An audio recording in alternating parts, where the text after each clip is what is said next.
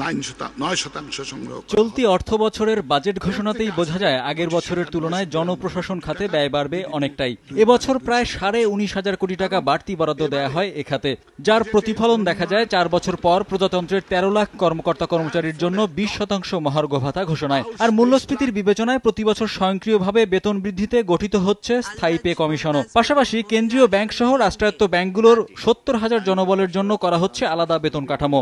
আমাকে যদি একই প্রফিট গড়টা আমি তোমাকে প্রাইভেট ব্যাংকের যে স্যালারি ইনক্রিজ হচ্ছে সেটা এবং তাদের কাছাকাছি নিয়ে যাব। এখন যেটা হবে সেটা দুঃখজনক যে তাদের বেতন বাড়বে, সরকারি ব্যাংকগুলো অলরেডি ক্ষতিতে আছে, আরও বড় ক্ষতি হবে। তাদের কাজের সাথে প্রণোদনা সূচক সেই রকম এক ধরনের রিলেশনশিপ যদি বেতন কাঠামোর মধ্যে না আনা যায়, তাহলে শুধুমাত্র বেতন কাঠামো আপগ্রেডেশন দিয়ে কর্মচারীদের ধরে রাখার এই কাঠামোটি খুব কার্যকর হবে বলে মনে হয় না।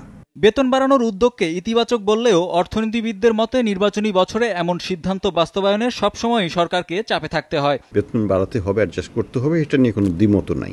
ইউনিয়ন ভিত্তিক অর্গানাইজেশন কিন্তু এখন খুব সোচ্চার এবং তারা তাদের দাবি আদায় করে নিচ্ছে। এটাই রিস্ক হয় যখন ইলেকশনের সাথে এটাকে কোইনসাইড করানো হয়। পদোন্নতির মাধ্যমে গিয়েও এই সুবিধাটি অনেকে পাচ্ছেন বা নতুন যারা নিয়োগকৃত হচ্ছেন তারাও এই সুবিধার আওতায় পড়ছেন।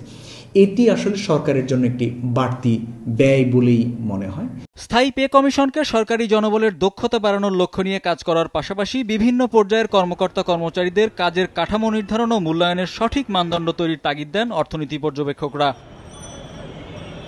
হরিপদ সাহা, সময় সংবাদ, ঢাকা।